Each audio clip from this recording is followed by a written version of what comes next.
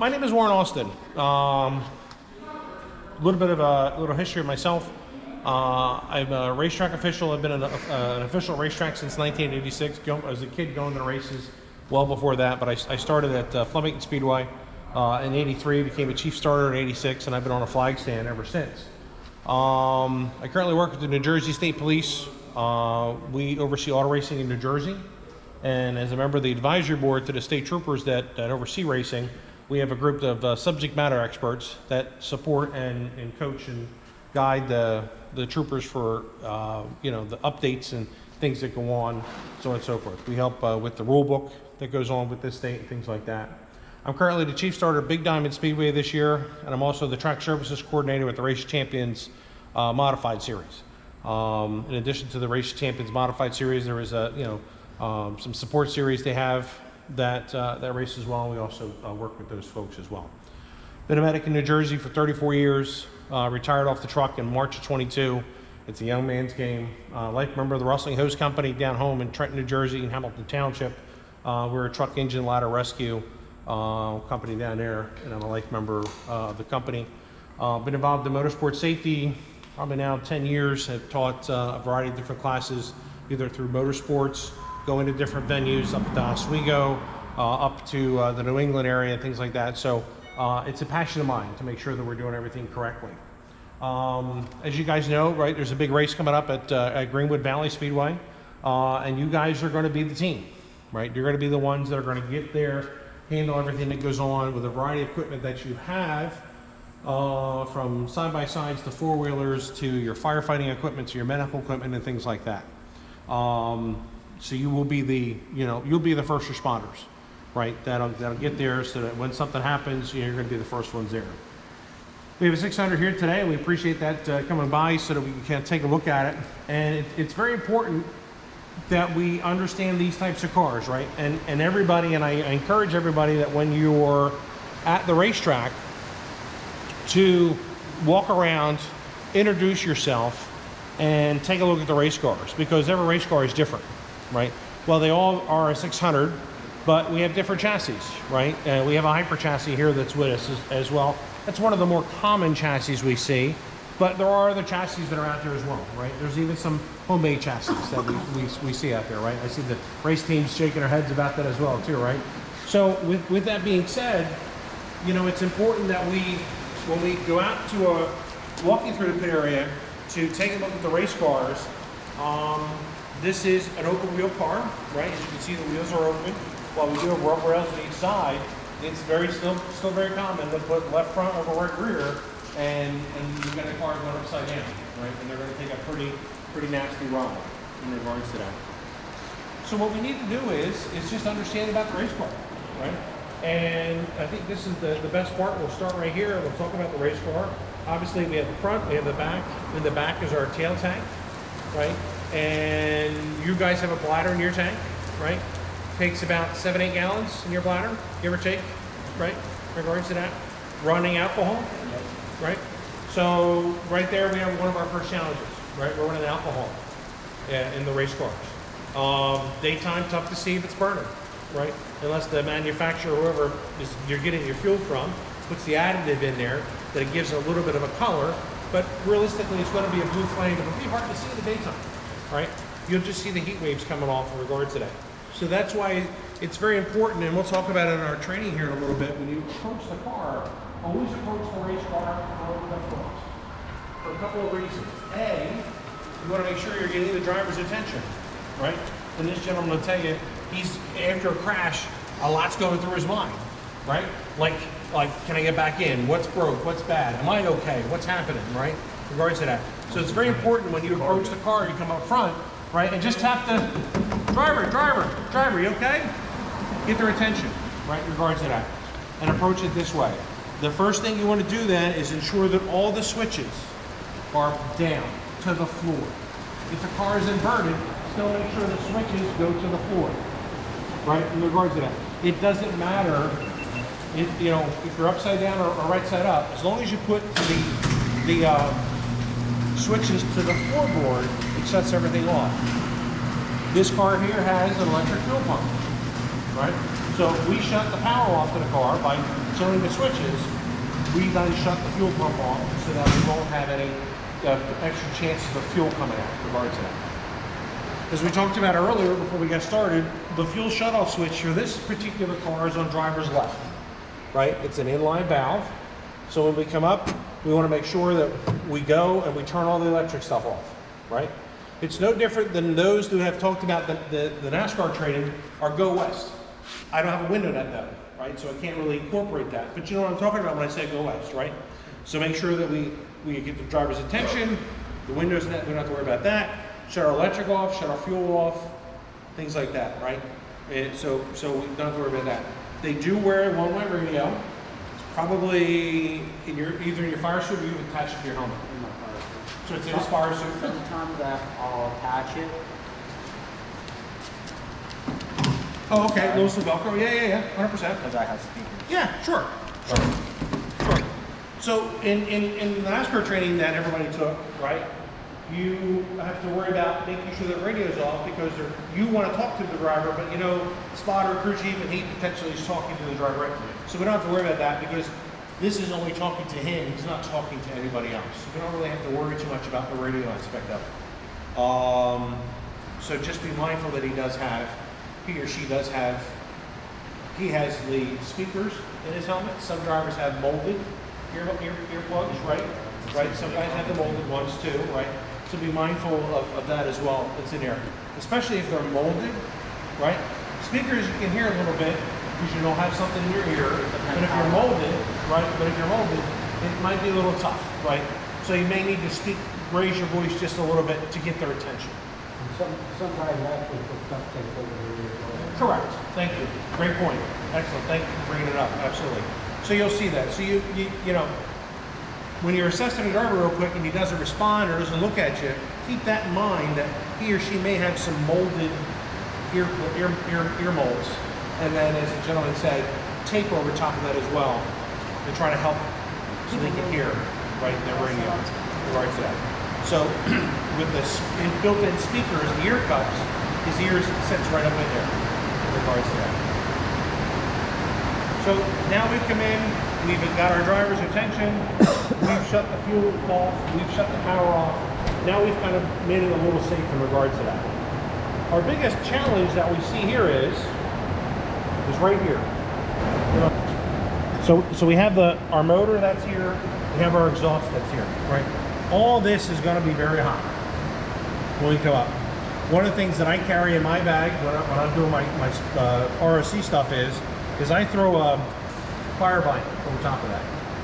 Just because if I'm going to have to get in, we're going to be in our fire suits, but still this is going to be very hot, right? So throw a fire blanket on it. Another thing we can do, we talk about a little bit with some of our fire safety stuff we'll talk about is, you can also use some cold fire, some Inferno armor to cool it off as well. It doesn't damage anything, it's not a powder, because I know the team's like, oh my God, no, it doesn't do that at all. It's a spray, and that'll help cool things down as well, right? So just be mindful that if we're here, we have that. Speaking of fire, if there's gonna be a fire, it's gonna be on driver's left, right? Because something happened, we've tossed a rod, right, out of the side of the motor. Hopefully it's not happened to you guys, but you probably have seen it, right? You've seen it, right? Yeah. Where you do that, and a whole lot of oil comes out, and it's a big flash ball fire, and then it dies down. The problem is, if the car is at speed when that happens, and it comes right back into the driver, right? And they're gonna wanna get a load down real quick, they wanna get out, things like that. So, as we know, even with a good fire suit, wearing our underwear, wearing our gloves, our socks, our shoes, and things like that, 2-layer fire suit gives you about 10 seconds before you start getting a secondary burn, right? We've learned that in our NASCAR training, right? You only have really about 10 seconds being involved in fire. That's why they want to get it blown down real quick. A lot of times you'll see guys spin the car to blow the fire, right? To blow the fire away from them, right? To try to get it so that they're on that side of the flames. The flames are on here and things like that. You'll see that dirt modifieds, late models do that too, right? So you guys don't know what I'm talking about. They'll spin the car to try to get the fire away from them. Then they're coming up out of the top. As we mentioned earlier, we don't have the halo bar here, so the driver has an easy access. Once he pops his belts and tosses the wheel, because that wheel's gonna come in, he'll be able to come right out of the top of the car to get out, things like that. What we need to watch out for, right, is if the fire suit, and we'll get into some of the other cool products that we have here, if the fire suit is black and we see some brown to it, right, that fire suit has been in a lot of heat. There's some damage to that as well, right? That's where somebody has been exposed to a lot of flame, a lot of fire. We have to then take the next step, right? How bad is it? We really need to, that's where you put him in the ambulance and get him looked at, because we want to make sure that he doesn't have any burns in regards to that, through that, because maybe they're not wearing underwear and they should. Maybe, I know in New Jersey it's a requirement, but in Pennsylvania it's not, right? So maybe they're not wearing that extra layer in regards to that. So that's where we'll get into some of the products later on. There's an amazing product that's out there today that gives the driver just a little extra to get them out of the race car, that they can self-extricate themselves. Or in the event something happens and they can't self-extricate, this buys it a little bit of time until you guys are getting there with your equipment to knock the fire down. Or to that. We don't have a big fuel load in our fuel cell, right? We have probably, for a regular feature, 30 lap feature, you're putting in probably 5 gallons, 6 gallons. We actually pretty much fill it in. You fill it, so we can make the weight. Okay, oh, well, yeah, because he's not like you and I, right? In regards to that. So right now with him in it, and a full tank of fuel, we're at 80, 15. Okay. So some tracks we gotta weigh 800. Like Okay. when you run wings, you gotta weigh 800 pounds with the driver. Sure. 775 wingless with the driver. Okay. So that's good to know. So that helps you think about the chance of your fuel load, right? Do our best in the indoor series, right, that we run down in Trenton, because I fly the indoor auto racing series down in Trenton, and most places that I work at, we try to minimize our caution laps for 2 reasons. A, you guys don't want to be sitting around in a hot night, but a hot motor next to you, right? You want to sit around because, there's an issue. Also, you don't want to burn fuel. So, yeah, go ahead. actually when he turns it, when this is fired, and he gets the temperature, he'll throw a switcher for his fan. So all that hot heat is blowing right back in their face. Back on. Right. Great point. Right. Because some of them have them back here. Yeah. Not 95% of them have keep it them in front. Yeah. But a few do have it in the back, right? We've seen that too. Yeah. So So the reason they keep them up front, you don't gotta run a long hose for any. right. Now, do they allow you to run any trees? Or do you allow you to run? Okay. I don't know what the track rules are. That's right. Yeah. We're allowed. Okay. So then we'll talk about that here in just a second. But that's where the potential problems are going to be, right? Some of the threats that we're going to have for a fire, for an incident, things like that. We need to worry about. Some of the fluids that we're going to talk about is obviously the antifreeze, right? We're going to cool this motor down, right? Alcohol helps with that, but when we do a bunch of caution laps, that temperature will spike up, right? But there's that short connector hose, and the radiator sits right over top of his feet. That's that fair to say? Yep. Right? So, And the only thing you have protecting you, you basically right there. Sheet metal. No, it's actually fiberglass. it's fiberglass, yeah. It's fiberglass. Yep. Yeah. So, So the only sheet metal on this car is the bottom panel on there. here, Right against the chain too. Right. If you look underneath it. Here, right? okay, $3,000 body. right. So, and again, I didn't bring my right knife with me today, but they do make a Zeus button screwdriver, a flathead will work, a quarter will work as well to get some of these panels off, to kind of expose things in regards to that. Now this driver does have a Zeus button in a couple of spots because there's not a spot to do that. So a pair of trauma shears, dikes, anything like that, I'll get these off. So this way, if it's not already skinned from the incident, we can skin this so we can kind of see what entanglement we're going to have. Because as we talked about, his feet are down here. In addition to the radiator that's here, the fan that's here, we also have all of our suspension pieces and all our steering is right here as well. Right? So this is another area that in the event a car goes and has a stuck throttle issue, like we saw today, Ryan Flores, a friend of mine, right, is in an asphalt modified at Bowman Gray, and the throttle hung wide open going into 3. He had enough forethought to shut the car off, but he still had his steam going in, and he hit the abutment going into turn 3 with a full hit. That being said, if we do that here, potential for our feet to get entangled are here as well. We're gonna open this up. Oh, thank you, sure. Thank you. Adjustable tires. Thank you. Yeah, right. So that's where we have this issue as well. His feet with him are like right in here. Right dead center of the radiator. Yep. Right. So, but it gives you an idea that, yeah. Oh, here, use mine. This is a work I can get it replaced easier. You want That one's already out, and one's already off. Okay. So, But this will give you an idea that if the driver's not able to come out on their own, right, and they're saying something about their feet, we may need to do this. We may need to check their feet, right? It may be just something as simple as the the driver can't get into their foot is beyond the pedal, right? It slips over. You have like a little ridge. It may be over that, so that.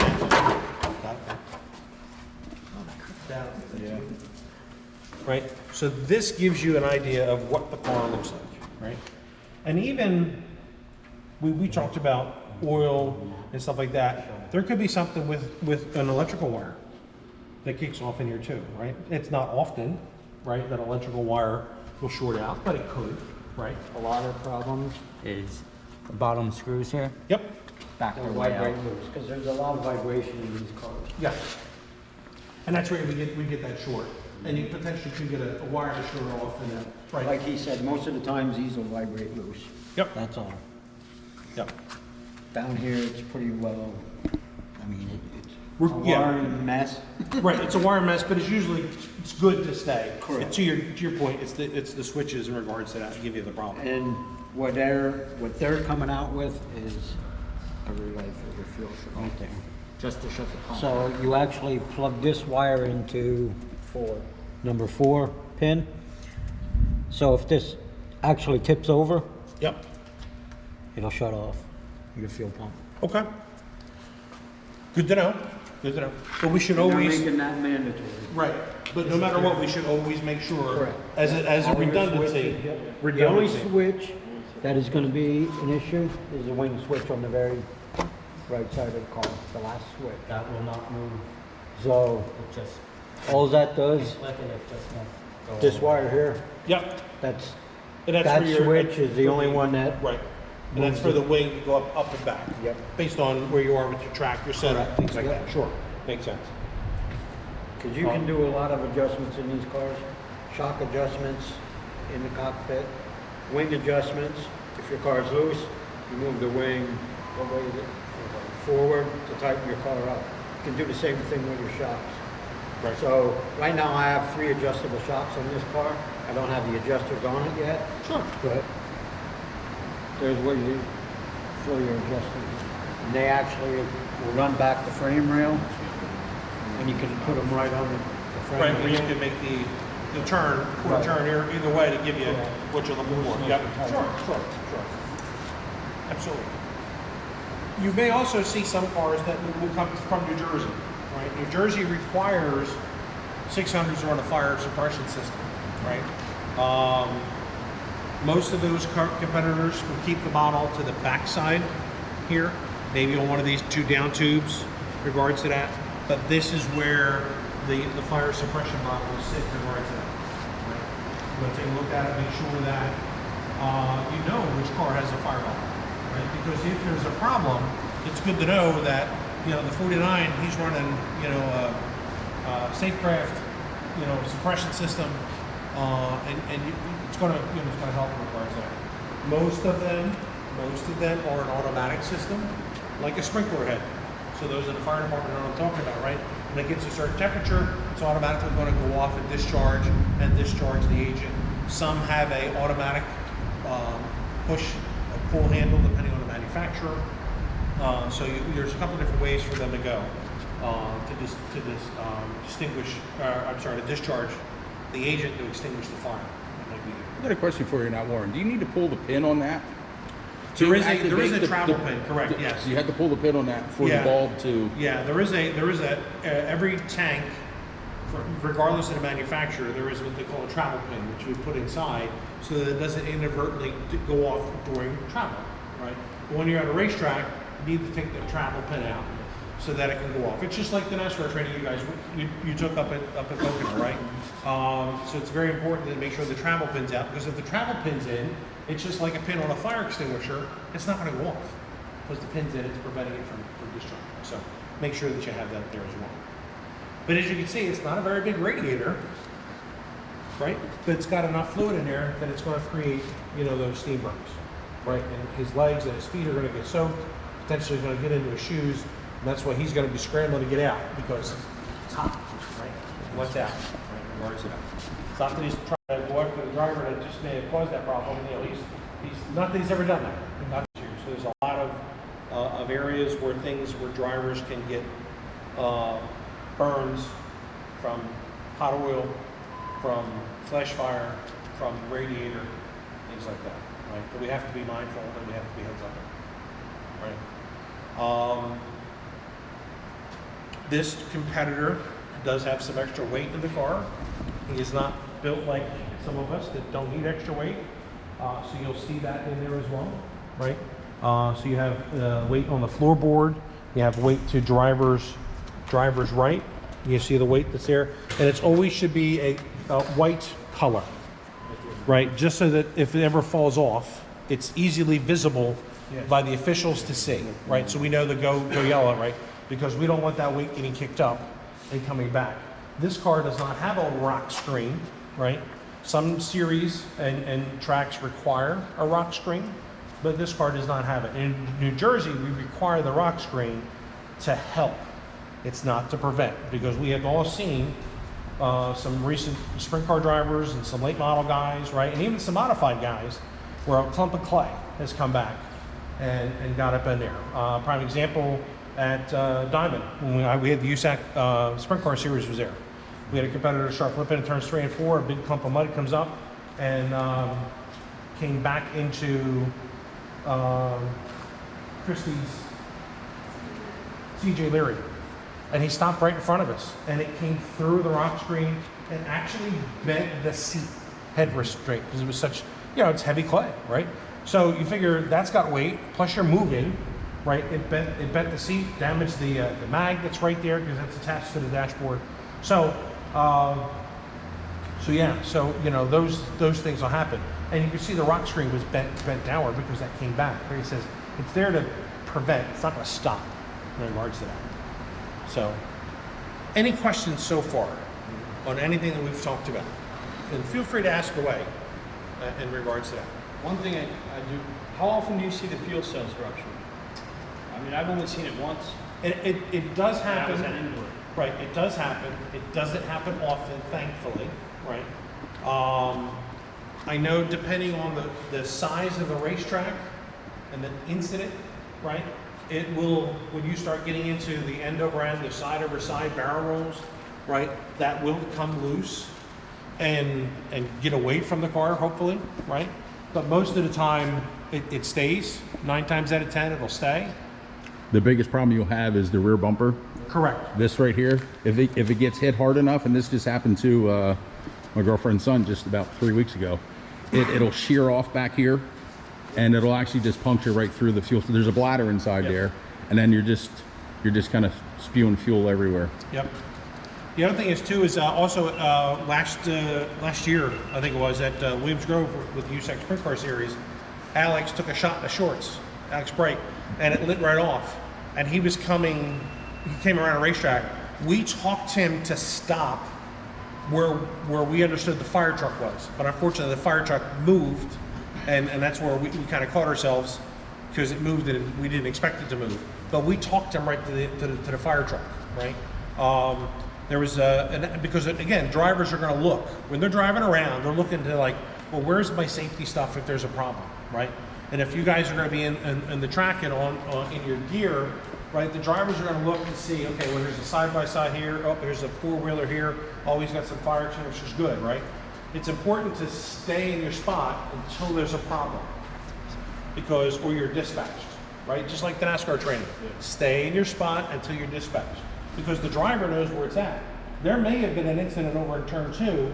He has a problem coming out of the front stretch, and he's like, oh, the guys are in turn 1, and he beeline. I get goosebumps talking about this. He beelines to the infield, and you guys left to go over there because that was your buddy that got in a wreck. You wanted to go see him, and he's like, I'm out of. What am I doing then, right? Now he gets out of the car, rolls on the ground because he's on fire, right? I think everybody has probably seen the video of the incident that happened in Indiana the other day, where a car caught fire, right? The fuel line broke inside the car, a sprint car, right? The driver was covered in fuel and got out and suffered some burns, right? Thankfully, our USAC team, Matt McCarty, and those guys, right? So here's the you can see the pictures of the burns that the driver had, right? And that's wearing gloves and a fire suit, stuff like that, right? It's wearing the appropriate PPE that we have there. So, that's why it's important to make sure, and we'll talk about the Infernal Armor product, that, we stay home in regards to that. It's kind of like when coaches in football, stay home, stay in your spot, right? Don't go anyplace else, because they know where things are. We were down in the airport early in the year. There was a guy that actually, his car caught fire. He suffered pretty good burns to both the inside of his legs. And Sure. Don't take long. No, it doesn't. It doesn't. We had a guy who was a couple of years ago up at Snydersville. He had to keep playing with his throttle. It was a champ car. And so his arm was basically almost resting right on top of his muffler, because he kept going like this. He comes out of the track, didn't even realize anything was wrong. He tried to take it. He had a 4th-degree burn. Took a nice big chunk of his arm out right Sure. here. And he didn't even feel it. Right. All he said, he felt the warmth, Right. but that was it. Yeah, he was flown Because out he of had there. a Right. sleeve on, he had his coat on. He didn't even realize anything was wrong until he came out of the track to Sure. try to take his coat off. Absolutely. No, we've also, and that's one of those weird things that have happened, right? So Matt McCarty, Carson, Preacher Dave, they're real quick. The fire crew from the track real quick, and got the extinguishing agent on him. But even that, right? He still suffered those burns. still got that the you see heat. there, right? Still got those Fire burns of it, that you but see still the there, heat. right? Thankfully, it wasn't any worse than that. But that's what, again, what we have to be prepared for, and that's what we're going to need to plan for, right? We have to plan for the absolute worst case scenario. We have to plan for fuel, multiple cars involved. This thing can be down on driver's left, down on driver's right. Fluids coming across the driver. Could be upside down, right? Can create a chimney effect, right? For those that are in the fire service, know what I'm talking about, right? If a car is upside down, and where's fire go? Up, right? If the driver's inside that, right, causes that chimney effect. So we have to plan for the absolute worst case scenario and expect the best. There is another bar. In regards to that. Yeah, but go ahead. There's another bar going in this year, coming down from the top Sure. to protect it. Similar to what you see in the sprint cars? Yep. Yep. Okay. They're making that mandatory. Mandatory next year. The chassis I have in Snydersville has that bar on it. Okay. So for those that don't know, so in the fire and EMS world, right? A post, B post, right? Things like that. So on the back side or the B post of the cage here, there's going to be a bar that's going to come from the back side here, and it's going to go down to the frame rail here, right? The frame rail, or you're going to frame rail, right? Yeah, frame. Yep. And there's And that's bars going right here. it's a gusset bar. and there's a gusset bar, just to give some strength to the cage, is what he's talking about. And you can do it on both sides or just one side? Yeah, both sides. Both sides, right? So those cars that are out there that have that, now it's potentially an extra cut we have to do, right? We have to worry about, right? In regards to that. So that's why it's important to walk around and see the different cars, because everyone are different, right? Because it's not mandatory this year, highly recommended, I'm sure, right? But next year, right, everybody's got to have it. At the end of the season, this will get stripped down just to the frame, and it's going back to the hyper, and they're gonna do the upgrade.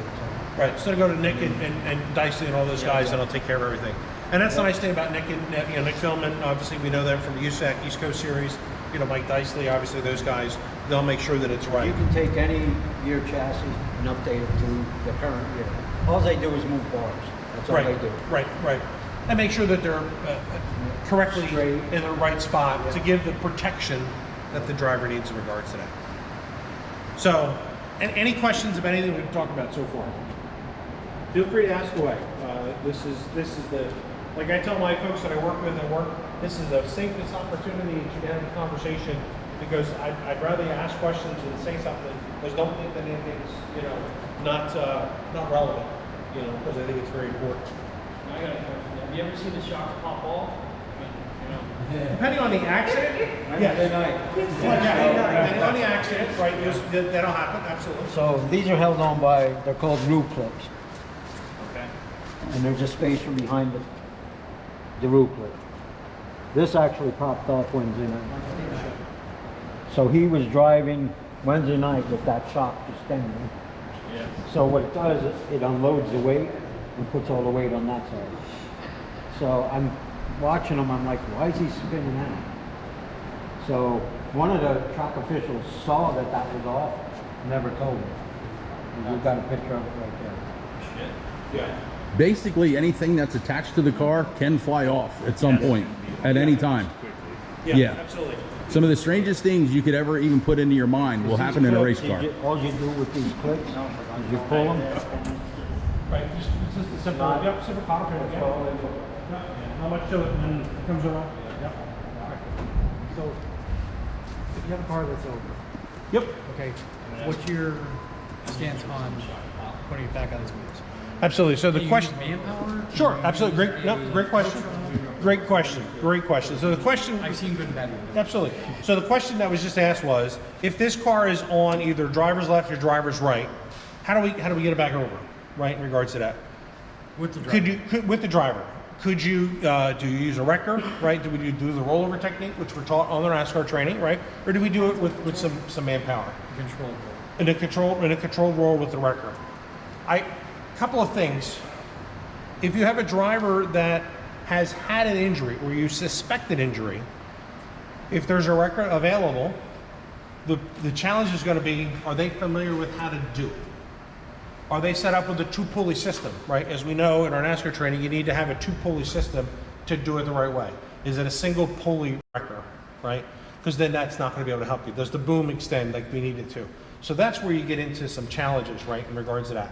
It's probably easier than if we get 3 or 4 folks to bring it over and bring it over gently, right? Especially if we don't have the right resources to do it, right? To bring it over gently.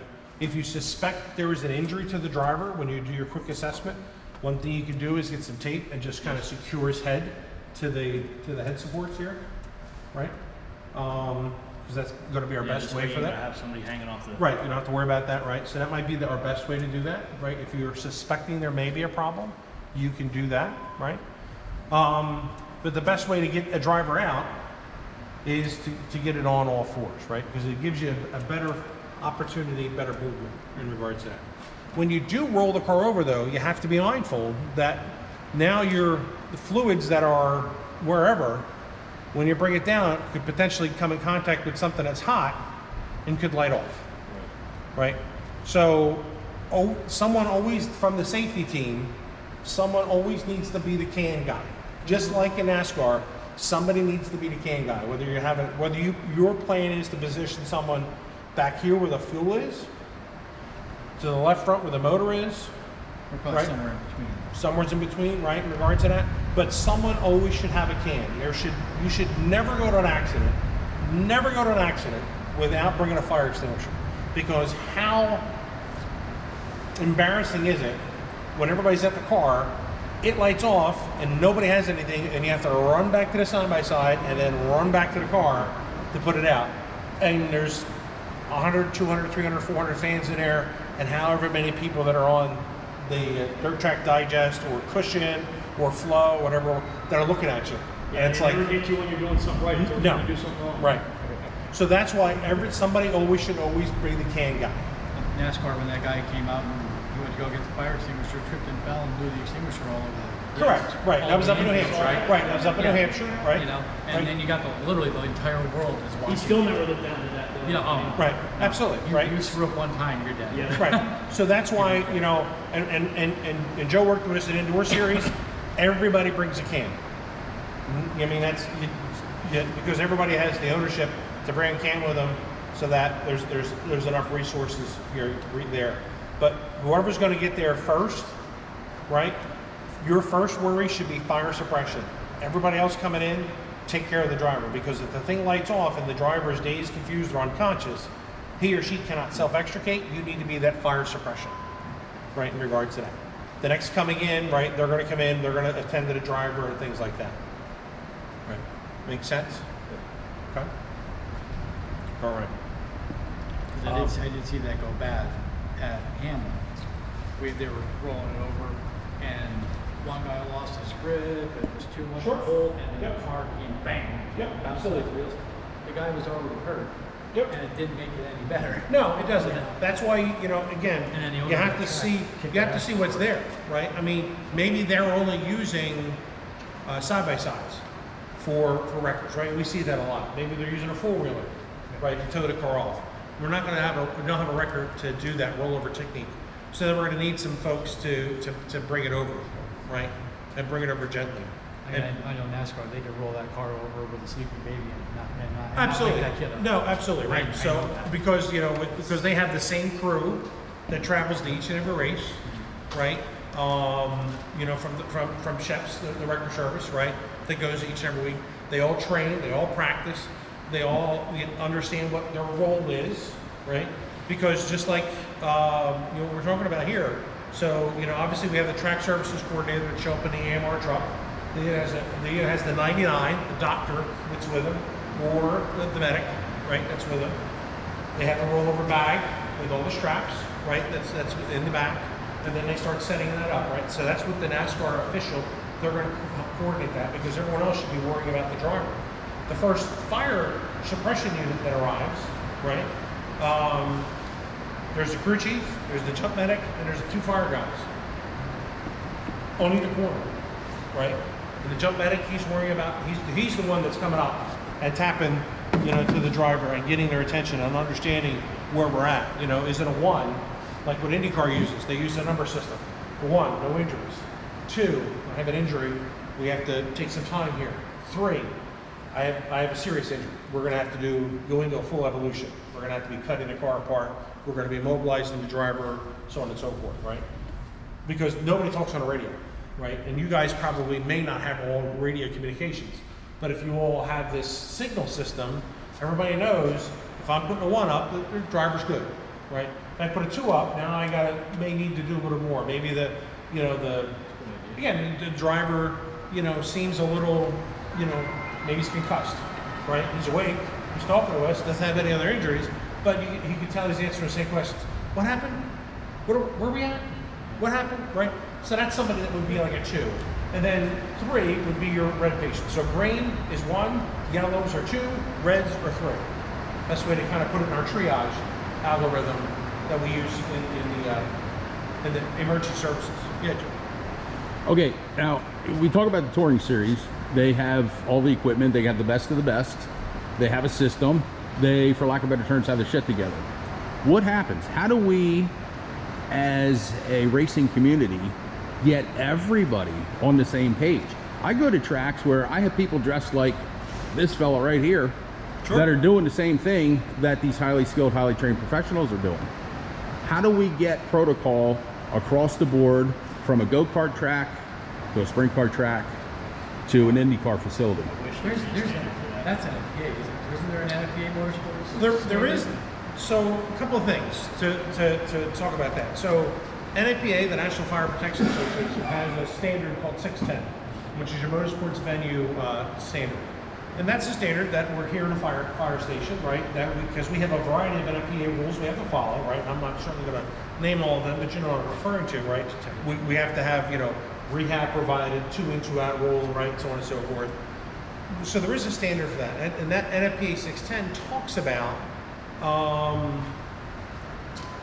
setting up a plan for a variety of things, from the way the world is today, from an active shooter to a potential bomb threat, to if a car goes into the grandstand, to if there's a fire in the kitchen, to an incident on a racetrack, to a tornado, to bad weather, so on and so forth, right? I mean, how many times, right, for those that have been at Pocono was the catalyst for, if there's lightning in the area, that we evacuate the grandstands and we stop, because sadly somebody was struck by lightning and killed.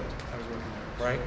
So that was the catalyst to help get that rule in place that if we see lightning, it's like at a football game, baseball game. We stop everything for 30 minutes from the last flash of the lightning before we come back, right? Because what are we sitting in? We're aluminum bleachers. We're metal bleachers, we're exposed. So that's why it's important. So that standard really kind of explains some of the things that you should be doing in regards to that. To make sure that, to Joe's point, to get all this track services on the same page, not speaking as a member of the New Jersey State Police, because the New Jersey State Police, in New Jersey, we have standards. There is a law that says you must have X, Y, and Z at the racetrack, right? You must have fire protection. You must have men and women in fire suits to be able to go to assist the driver. You must have an ambulance there. You must have 2 EMTs there. There are certain things that we have in place in regards to that. Your guardrail has to be so high. Your catch fence has to be so high. You have to have the traffic lights around, and I could go on, but you see what I'm talking about. That's the only state that has a true standard.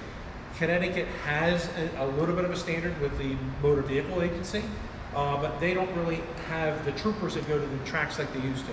They did at one point, but they've since stopped that. It's really up to each of the racetracks to embrace safety and not make it a necessary evil, right? And I'm not talking bad about any racetracks. I'm not talking about any of the facilities that I work at or the series that I work for.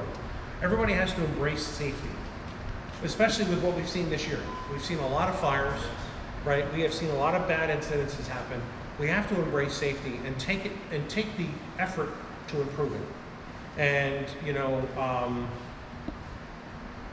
Kevin Thomas Jr., KTJ, him and his dad come up with a product that we're going to talk about here in just a little bit, that not only you can put on your fire suits, but you can also, now there are fire extinguishers that come out, that the head of the fire extinguisher is a 1/4-inch rectangle bottle that will actually fan a spray. Instead of a hornet spray, it will come straight out.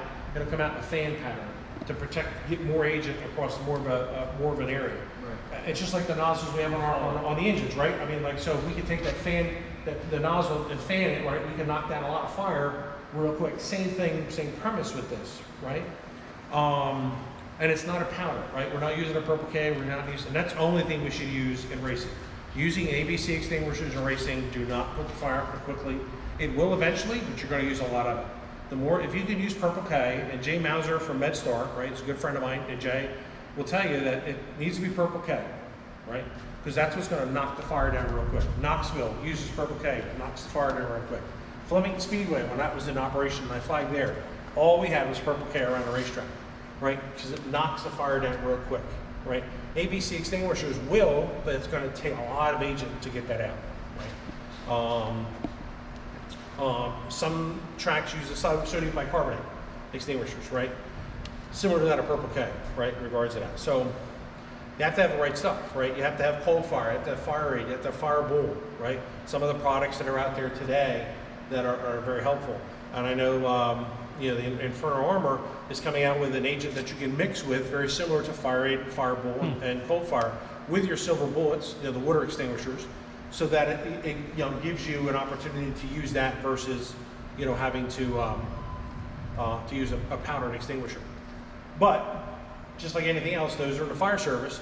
If you have big fire, you bring big water, right? We're not going to hit it with a garden hose. We're not going to hit it with a booster line. We're going to take a deuce and a half off the side of the truck or off the back of the truck, and we're going to use that, right? Same thing. If we got big fire, we're going to take and hit powder, right? Because we want to get it out, right? Because we know the driver only has a certain amount of time, right? So, but if we have that nuisance fire, the header wrap that's burning, right? The oil that's left on the headers, right?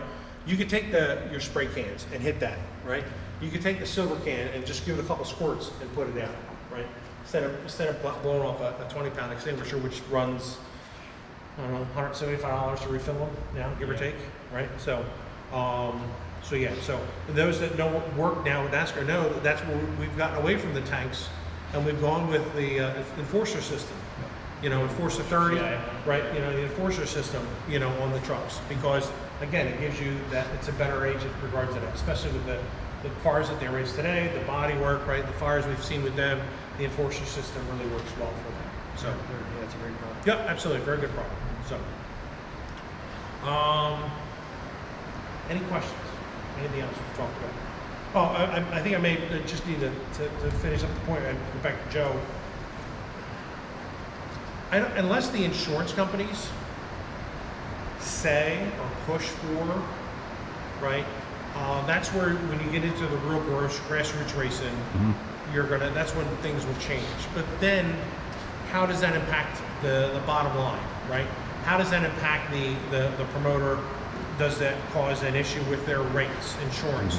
Does that call, so it's a fine balance. It's a balancing act. It's a fair See, fine balance. Because most places that are out in the middle of nowhere, they have to use their local ambulance service to do their standbys, and the majority of the time they're charging $100 an hour just for that truck to sit there, because they have $800 to $1,000 a month insurance to pay on that, plus any supplies that are needed to be replaced, payroll if they have to pay the people to be there, and most trucks can't afford that kind of stuff. So then they'll go to EMTs like Joe and I and just say, hey, would you guys, and even though that truck is there, that truck is technically not supposed to leave. They're there to stand by to help the patient until another truck can get there to transport them to the hospital. Right. Now, when Joe and I was kind of starting out with this, with the company that we used to work for, we always told us, if it's bad enough, we're not waiting, we're going. Well, you have an obligation. But you have an obligation to the patient. If you have a patient that's critical, or could turn critical, by you waiting for an additional resource to come we in weren't the racetrack. going to do that. Even Right. though we knew our job was to stay there. That's a real, it's like, no, we ain't that's a waiting. real fine line, right? But most of the time, them ambulances are supposed to stay there and deal with the patient until another truck can get here and transport them to the hospital. Right. This is my concern. Safety for the drivers and fuel cells and those kind of things have really exponentially grown over the past decade or so. So what happens is the fans, I'm going to look at this from a fan standpoint of view, we are accustomed to seeing the car crashing into the wall, two cars getting together, flipping, and drivers just walking away. We're accustomed to seeing that, which is a good thing. We typically don't really start to panic about anything until stuff gets really messed up. Then we start thinking about safety. My concern to you is, and this goes back to what I asked you before, do we get all track officials and EMT personnel just to try to get on the same page with everybody, just so everybody knows where everybody's at? Like I said, from the go-kart tracks to the 410 sprint car tracks. Instead of being reactive, which is what we as humans tend to do, why don't we be proactive? And that's a great point. I think it still goes back to each venue has to understand, right, and accept safety as part of and embrace it. It's the culture. It's just as important as the patron walking through the front gate. Correct. Yeah. And I'm not saying the racetracks don't embrace it. Don't Right. get me wrong when I say that. Right. But the reactive part that you're saying is very true, right? So we do get to be reactive when something bad happens. Hence the fire. We just looked at the pictures of that, right? Yeah. One of the local speed sports shops got together and provided each one of the drivers a bottle of the Inferno Armor. Yes. Put it in their suits to help prevent those burns from happening. That's the point I was trying to make. We see guys catch on fire and girls catch on fire, and they get out, and the suit did its job, the underwear did its job, everything, the gloves, and we go, that was ugly, it was scary, thank God it's over, and we quickly forget about it. We don't go, man, what can we do to keep this? It's only when someone gets hurt really bad that now we want to inspect everything. Why was the fuel line this way? Why was the fuel line routed this way? Why are you using a plastic fuel line? It happens. It does. Absolutely. You know, instead of looking at the ones that were fine, we should be assessing all issues of this nature to really see what's going on. Because you know, when you take that mulligan, you get away with something. You know, like the kid flying out of the car at the Chili Bowl. Right. I saw that. You know, and then I think that certainly is a challenge, right? To do that, because I think we can. Because we've seen all of our local short tracks here step up their game, right? Grandview, Port Royal, Sealands Grove, Lincoln, Williams Grove. I mean, I can Big Diamond, right? I can go on and on with the people that have stepped up their game. They have awesome programs, right? yes. I think it's difficult and it's hard for some of the local smaller tracks, our micro tracks, you know, our go-karts, right, facilities to do that. And I'm not saying that the drivers that don't deserve the same stuff, but I think that, you know, it's harder. Right. Right, from a financial standpoint, because there is a cost. $100 an hour is cheap, right? I know that the resources that come to New Egypt Speedway are almost double that, right? I know the resources that Doug Rose has to bring in when USAC and some of the other traveling series comes in, they charge a pretty hefty hourly fee, right? So it's a balancing act. Agreed. That's another thing with the touring series, like the traveling series, like you said, you know, they're going from, just take like High Limit, for example. They're going from Knoxville, who obviously they have the best, you know, safety trained personnel in the world, to Joe Schmo's backyard the next night, who's got a couple of guys in a pickup truck. You know, we should all be uniform, and it's tough. When we ran Legend Cars, we used to go to the promoter and say, okay, here's what we got. Here's where a fuel shutoff is. Here's where the disconnect is. Here's how you open the doors, because they had doors on them. Yeah. A lot of their people had never seen them. You know, it's right. It's all about the awareness. Touring series has to step up to it and take initiative to talk to those track safety Correct. personnel. Right. You know, And that's as I mentioned early on, that the safety teams at the racetracks also should feel comfortable in going up to a car and be like, hey, my name is Warren, I'm going to be the medic here tonight. Can I take a look at your car? Can you tell me a little bit about it, right? I don't think that the team here would have they would stop what they're doing to make sure that they have an opportunity to spend a few moments with them, 100%. because in the event something bad happens, Dad wants to make sure to know that the folks are going to get in there to help his son if something happens. And it's a good way to introduce the safety Right, team. absolutely. They're familiar with who's going to come to the car. Yeah. Right. Who's rushing over to you? Right, You know, absolutely, versus right. a stranger walking It's just up to the car. the little things, right? It's like anything like that, right? You have to do that. I think that would have to be an addition to that LP standard. To make an addition to that, to make it across the board as far as what's required per track, you know? So you don't have to worry about Greenwood as opposed to Hamlin, as opposed to Snydersville, as opposed to whatever. You know, make that addition, that correction, or whatever it is to that NFPA standard and say, no, it's NFPA, now you have to live it. You know, Right. This is what you're doing. This is how it's going to be. If you don't like it, I hear what you're saying. I mean, How maybe does it's the that? wrong way to say it. Right. Well, but no. Let's play that. So that standard, right? That to getting that translated to your grassroots racing, that's where the difficulty is going to be, right? To make that right. We But it's a don't good idea. understand No, it's a it. great idea. No, we don't. It's a great idea. But unfortunately, getting it to the grassroots promoter, he or she may not understand. Now, what's NFPA? What?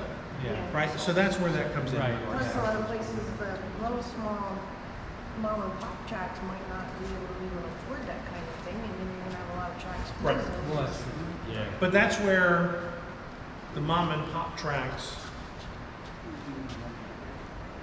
when they have their insurance, right, and have to realize that Just because the track has insurance doesn't mean that's paying for something that happens to him.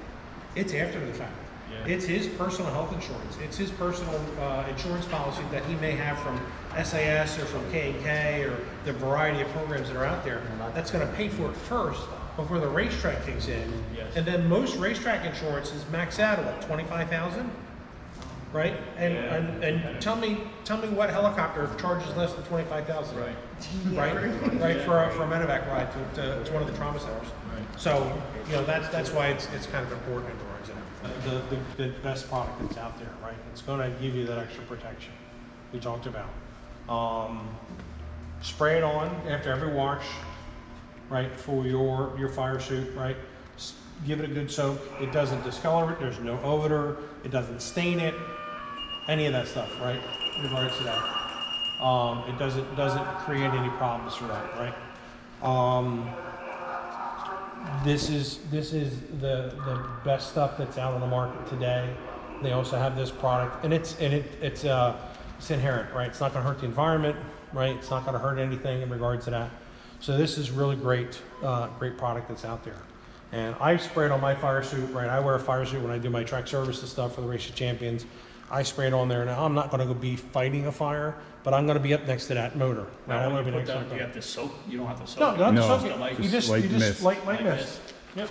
Just like this. Move your hand. Oh, gee. Every bottle will cover 10 to 12 fire suits. Just light mist. Just like that. Oh, that's it? Yep. People are spraying it on their seat belts, their seat cushions, their gloves, their hood socks, their underwear. Like I said, my kid in the gas department's wearing them. Welders are wearing them. If you're working in a cement company and you go into the preheater tower where it's 2,500 degrees, it's also protects you from the heat as well as the flame. Yeah. Because if anybody watched Chili Bowl when this product was announced, right? I believe it was a shop tail that KTJ had, or some sort of something in his hand. They put a blowtorch to it. Yes. And it didn't ignite, and he never felt the heat on the back end. His hand was right behind it. Right behind it. And that's the important part of this product, is that you don't feel that heat, right, in regards to that. So this is real good stuff. Again, like he says, it's just a light mist like that. Do coat the entire outside of that. Do your underwear, your socks, your gloves, right? Your belts, as Bear mentioned, right? It's going to help, obviously, prevent the ignition, right? You can put a blowtorch to it and it's not going to burn, right? You put flame to it, it's not going to burn. It's going to help with that. That's the important part with some of the fires we're seeing. So if you're doing that, right, it gives you that extra second or two to allow us to get to you, or it allows you to self-extricate, right, in regards to that. So Now, as far as that, like you said, you have to reapply it if you wash. Yeah. yep. Since he applied it, obviously I'm not going to wash it all the time, but Right. I would need to reapply it again, or I would Not until it gets washed right, off. right, Yeah. right. So I didn't know if it had, if it wears Yeah. off after a certain point. no. So when you literally, like when you spray this here, right, all up in here.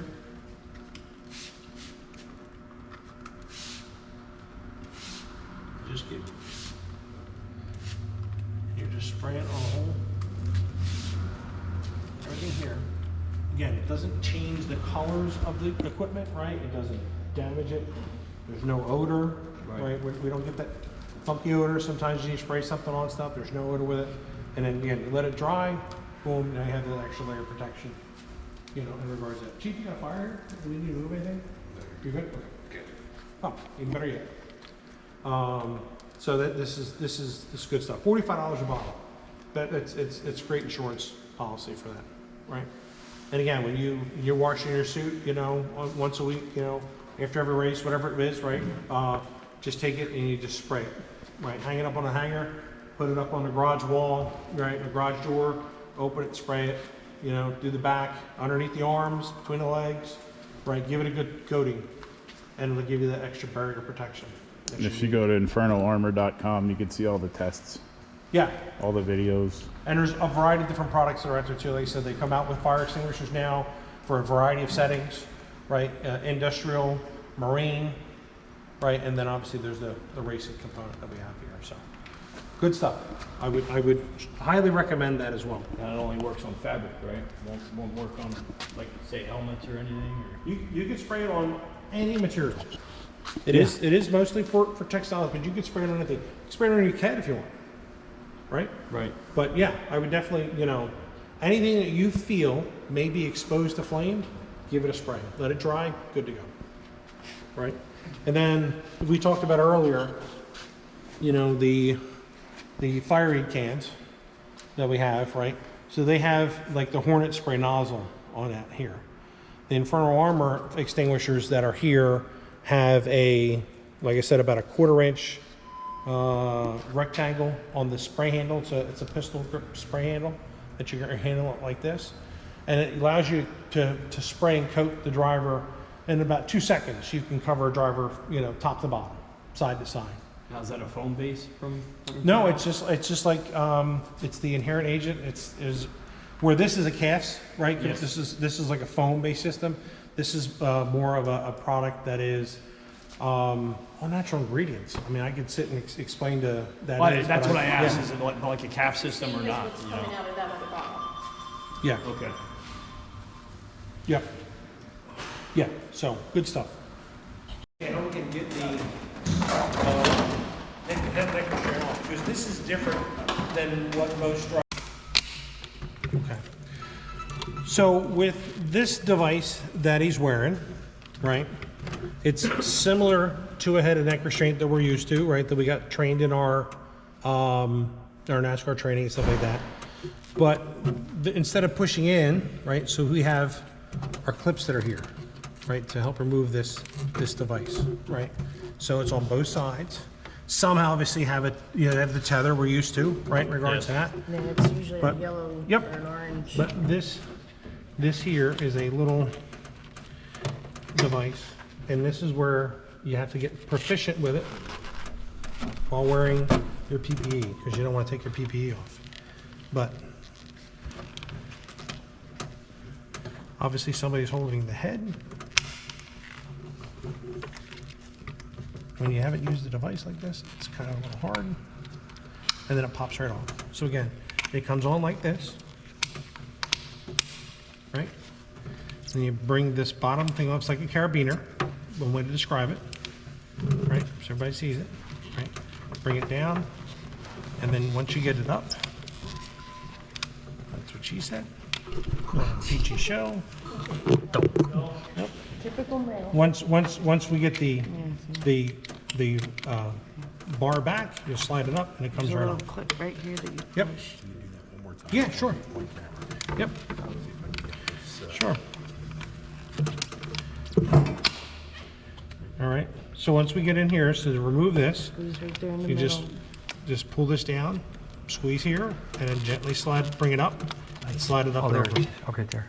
Yeah, and then you push up And then as push you're squeezing. Okay. Right? So that's how for this device. Obviously, other ones you have the push in, right, to get the clip off, things like that. But for this particular device, that's what we have here.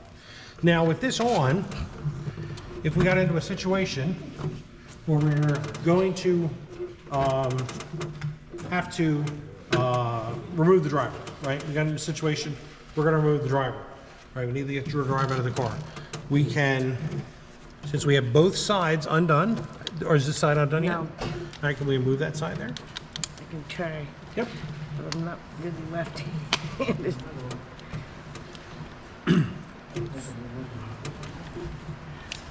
It's there. You get it, Lee? Nope, she got it. She got it. Hey, Peyton. Yeah. Yep. Hey, Peyton. Well, I'm not left-handed, Yeah, so I know. Okay, so we got both sides off Yep. now? Yep, okay. Now that we have that off, we have, obviously, we're doing C-side stabilization, right? You can get up on, we're not gonna do it on this car, 'cause he's gonna race it.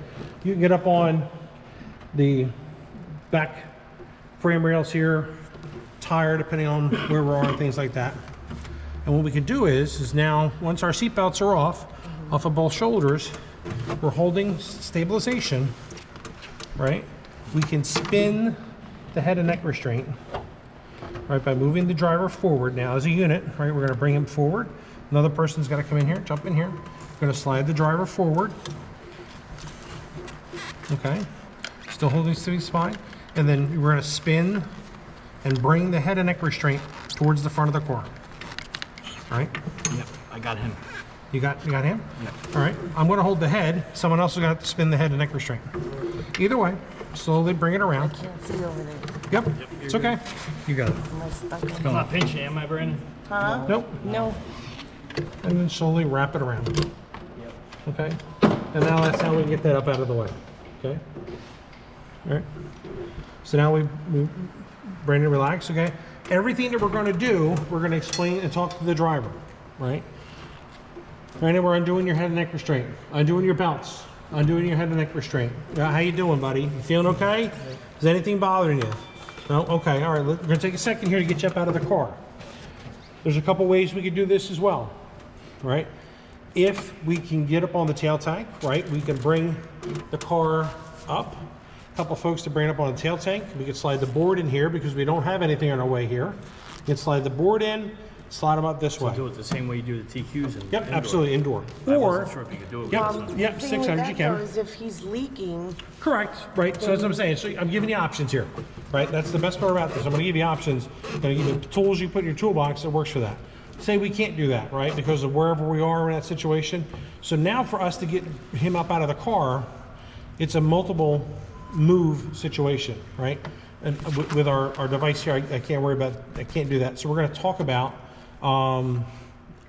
the move, right? So the move is we bring, someone is always maintaining C-spine stabilization, right? We're gonna maintain protection, just like in everything, all the training we've done through NASCAR, right? We're gonna maintain our C-spine. We're always gonna talk to the driver so we know what we're doing.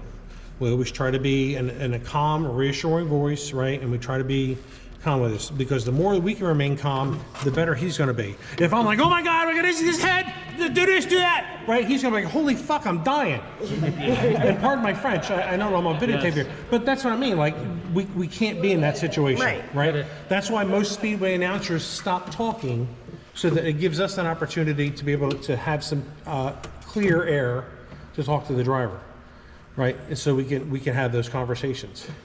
So steering wheel removed, right? We know that that's out of here. Switches are down. Fuel is off.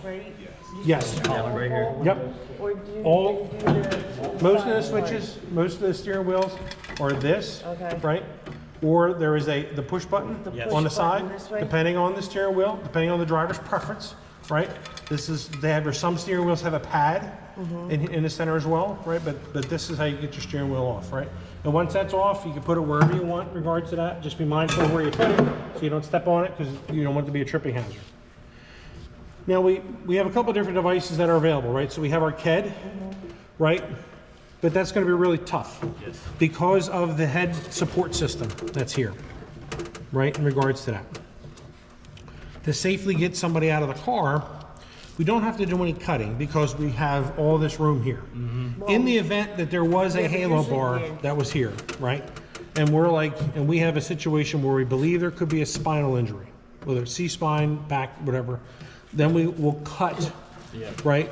With the Sawzall, or with the tools, we'll cut that halo and get it out of the way. Then take some duct tape and cover the ends here because they're going to be sharp, right? Yes. Right, and that's why we always wear our PPE when we're doing everything, right? Because we need to be protected, right? You don't want to be like a certain official one time in Atlantic City who was helping the rescue team, who didn't realize he was going to get in his way and scraped his arm on this end here because we didn't cover it, and suffered a scrape on his arm and bled off in the flag stand the whole time. So don't be that guy, right? Because then you become part of the problem, not part of the solution, right? But so always put some tape over Sorry, what over is the that? ends. What is that? We didn't create the emergency. Right, duct- correct. something like Correct, that. right. I And that, forget so the exact- that's why we say that. So now when we get in here, so we have someone holding C-spine, right?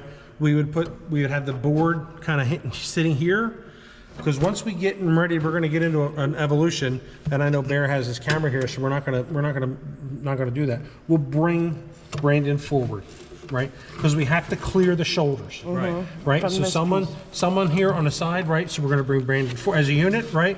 Okay. Someone has his head, Shoulder. right? Too short. Warren, to that point, most of these guys have GoPros. Yes. Correct. Yes. And if there's if there's a GoPro that's in the way, then we would remove this, Yes. right? So this would get up out of our way, right? So we're going to remove that because we have to set the backboard right here. Yes. Yes. Right. Power I has a backboard that actually has 2 hooks. When it comes that to hooks- situations, I'm not worried about equipment. Right. I'm worried So about so Power Eye has a backboard that has 2 hooks that hook into here, Oh, okay. right? Yeah. So that it doesn't slide, because the person on the back, all he has to do is when he holds the board, Hold the weight. he just leans backwards. Right. Locks it in here. So Ralph Browning is the director of safety for Power Eye. And at PRI, when I took the jump medic class, he's like, Warren, that's what I do, right? So they had that little hooks Okay. on the end, and then the guy on the board, he just leans back and puts his weight, Basically her weight supporting the weight. into that, right, to hold that there. So so when we do, we bring, as again, okay, we're gonna move forward on a count of 3. 1, 2, 3. Bring them forward, clear the shoulders. I can't get under his shoulder. Then you're not the right person to be there. We got to get someone else in there, right? And nothing against you, but we got to make sure we have someone in there because of that, right? And that's okay. Because that's going to happen, right? That's going to happen in regards to that. That's what she's done. Yep, that's going to happen. So, and I know we don't have an ambulance here. We don't have a board and stuff like that. So when we get in here, right? So we have underneath his arms, right? And then obviously we're going to worry about his legs. So someone's on either side is going to be supporting his legs. Potentially someone's going to have to come through the front on that side as well, right? But So yeah, but now you got that motor to worry about. correct, absolutely. So that's what I'm saying. You don't have This access person's to his legs from over here, only from over there. right. And then in turn, that's why I say I have a fire blanket I throw on top of that just to give you to cover that in regards to that, right? So then we're going to come up, and then it says somebody's holding his head. We're going to talk about, all right, we're going to come up now. 1, 2, 3, and then we bring up. Remember, there are epaulets here, right? We can start bringing the driver up, and then this is how you want to hold his head. Great. Joe, why don't you come in here? No, you're good. okay. Nope, wrong Joe. Wrong Joe. Cameraman Joe, you stay there, okay? Then we get the driver forward, right? Maintain an inline position, and then slide him forward, right? Yep. He's forward. Yep. Is he clear everything? Good. Yeah. All right. So then now we got to get in and we have to watch because again, we want to do all the moving for him. So then another person would have to come in here. This is a 6-person move, right? 5, sorry. You know, math. And then we're going to have to go in, and again, we got to watch because this is here, and then we're going to get underneath his waist on both sides, using his pockets, using underneath his legs. You can also use webbing. Yeah, so I was thinking of that. Right, you could put a piece of webbing. It's easy to slide a piece of webbing underneath his legs to give you a handle, to give a grab, right? It's just like when we have to do Rick Company work, right? We're going to use the webbing of a harness, right? You can do that as well, so keep that in mind. And then when we come up, They said you could stand. then we're going to bring, So if you want. yeah, you can stand on the wheels, yes. When the car's wrecked, we can stand on anything at that point because they're not going to worry I'm about it. thinking just for that. Yeah, but for this, we're not going to do that, right? No, he so said we then we could. would come up, and then Brandon work with me as we pull you up, buddy, so we can just go through the motions here. And then we would come up. Yeah, but he's gonna. Hold on, his arm's not clear over there.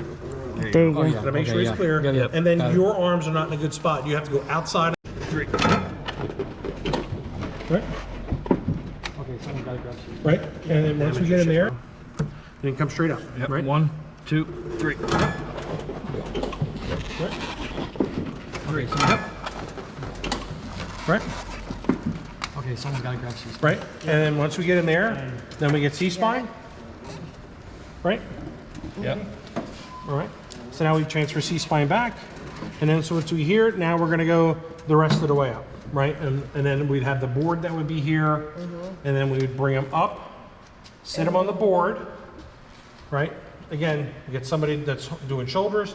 Now this is where we can get in here and we can get in and do the legs. And we can use that webbing and we can get them up onto the board and then sit him and then lie him down on the board. And as we're lying him down, we're holding his legs up as well, right? So that is our evolution to get him out of the car doing this one. If we did it on the tail tank, if that was an option, we could do that. Brandon, you could sit down, take your helmet off too, pal. There you go, that done. Good job, man. Thank you. If we did that on the tail tank, if those that have watched us on the indoor series, we just get a couple of big guys on the end. We hold the tank up, slide the board in to the shoulder piece that's here. Dad, I'll give that to you. There you go. Shoulder board, put the board to this shoulder piece right here. Right, that's what's there. And then you can slide him up on a unit using gravity to our advantage in regards to that. Right? It's almost like doing it on the street. Yeah, you have to get somebody out. Absolutely, you know, so kind of. So in all aspects, the KED wouldn't work at all, pretty much. No, that's why we use the speed board, Yep. you know, because of the containment seat, because Brandon doesn't have the extra head padding that's here. Not doing the trailer. Right, but I'm saying, it's not here today, right? But if the head padding was here, I'd have another 2-3 inches on either side. Right. That I would have to worry about. So that's why the KED's not gonna work, that's why a speed board is gonna be efficient. But it's easier to do that maneuver we were just talking about. So if we got some webbing and put webbing across the legs there, right, and use that as a handhold, right? Yeah. Then we can come straight up. If you think that you have to cut, because it's gonna make it easier, cut the car. No one's gonna be upset about that, because the driver's safety is paramount at this point. Especially if our assessment finds that you believe that there's an injury to the neck or the back, right? You can go down here to the lowest point. Yep. And to cut and to clear everything off the top. We've done that. Again, halo bar, if you have to get that out of the way, you know, whatever you have to do. But again, driver safety is paramount in regards to that. But try to leave the back here, right? So cut boom here, cut here, clean all this out. But leave this, because this is what's gonna help you with the backboard. That's your pivot. Right, that's Yes. exactly, well done, in regards to that. And again, you get 3 guys, you know, 3-4 guys on the front, you know, it's 800 pounds, 700 pounds, 775. You get 3 guys to bring this up, stick it on its tail, right? Now, have gravity work with you in regards to that. Is that And you're gonna have to option really as well? lift. 'Cause Right, right, Randy, come on, Easy. you know. You see most drivers, obviously most of the weight's in the front. you know. Keep in mind too, if you had to roll the car over, right? Be mindful where the weight, all the weight is the other thing is too, right? So if this is down on driver's left, or if it's upside down, right, and it's inverted, be mindful where the weight's at. So when you start bringing it over, right, in regards to that, keep in mind this is going to have heat to it. These are going to have heat to it, right, Dad? In regards to because of where the exhaust and the engine is. So try not to grab those areas, right, when you're doing that. Try to grab the wheels and things like that. But, you know, but if you do put your hands in here, make sure you got gloves on, because it's gonna, you're gonna do that. Or take a little bit of the product we talked about, spray it on there, pull it off, A right? lot of times those brakes will be hot too.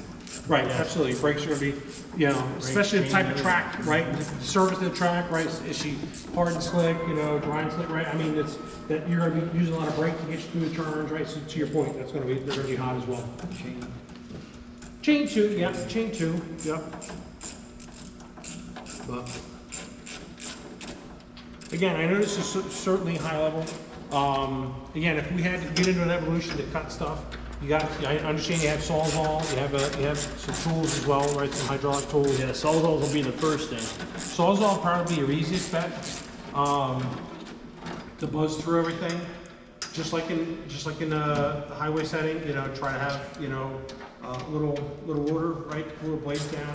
Make sure you got a Diablo blade. I have Diablo. I went out and bought Diablo. Yep, they're real good blades to have to cut stuff.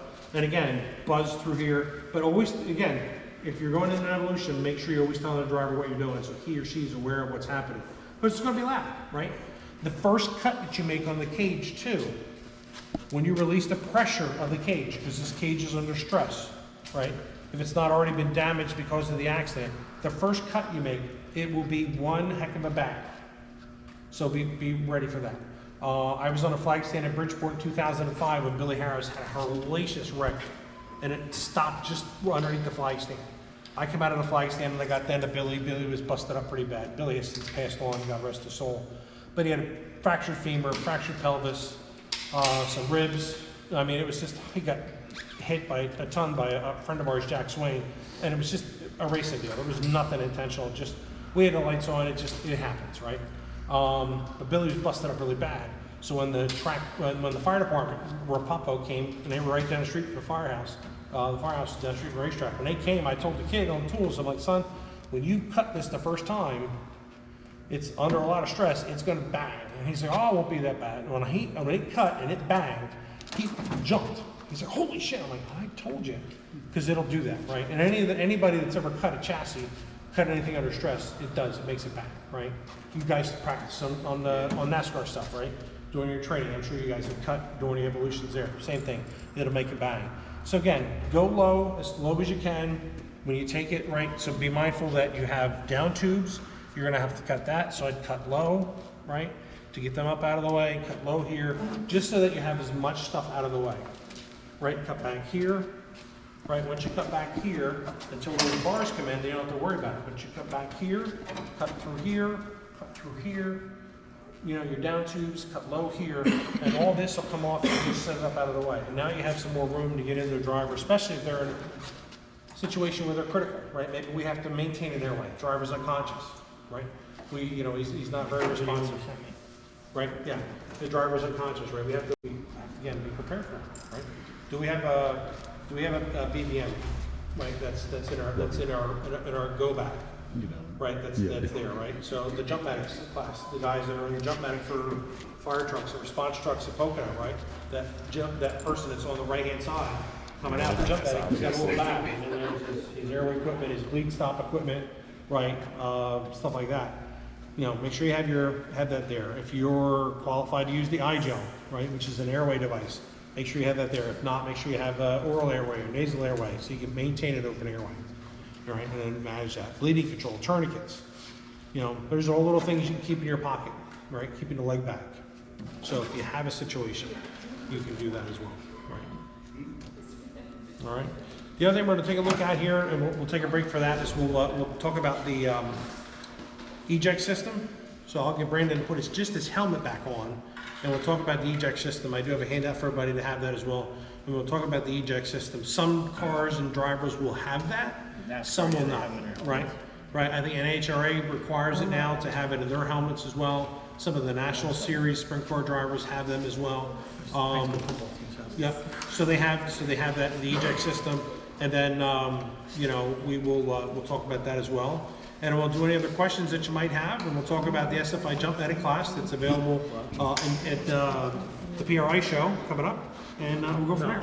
And you can see most drivers, thank you, Brandon, appreciate it. We want to put that roughly right about here.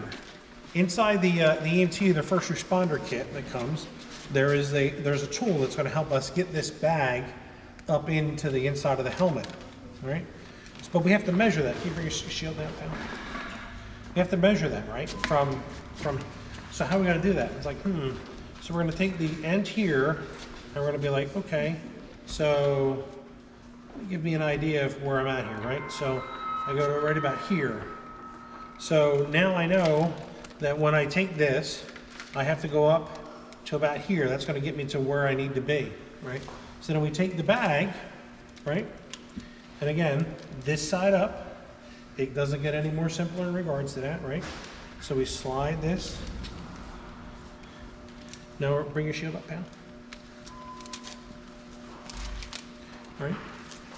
Now somebody's gonna just need to displace the front of the helmet for me, just to pull the helmet up, all right? So I can get underneath this chin. It's not strapped. Make sure that the strap is not done, Yeah, right? because it's going to hurt if it's Right, strapped. right, right.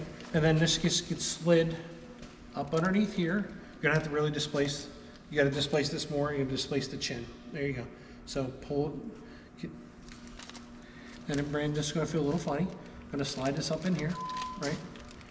And then, obviously, if they got a lot of hair, if you're like me, you don't have a problem, you slide this up For in. females, it's gonna, they're gonna Right. have their hair, Right. they're gonna. Bun, so you're going to run into the bun.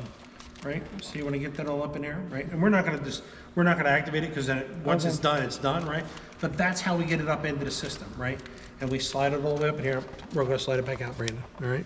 And then this plastic piece Right. So this expands place, and this pushes. remains in there, right? And then you're this not is going. I'll putting- give you that. So then this here, once it's inside the helmet, right? It's here, and we activate with the CO cartridge, which you had in your hand here, right? You take that, and this will inflate. It'll attach to the end here, Right?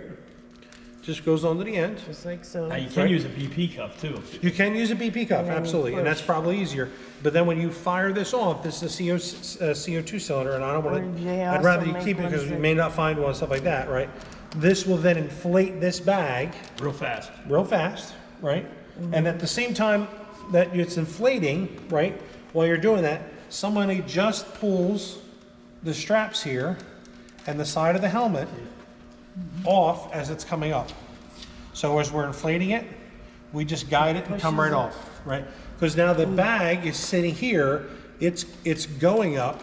We just have to pull, just gentle, just like we would if we were having to take a motorcycle helmet off on the street, right? Same thing, right? Instead of seesawing it back and forth, because we have the eject system, Now you won't feel that we don't have to do the pressure of seesawing, pulling. right? And so that's going to help with that. So you just give the gentle tug here, it helps guide it off and coming up over the ears and things like that, and that's how that comes out, right? So that's the eject system to help remove the helmet off of the driver and stuff like that. Thank you, buddy, I appreciate that.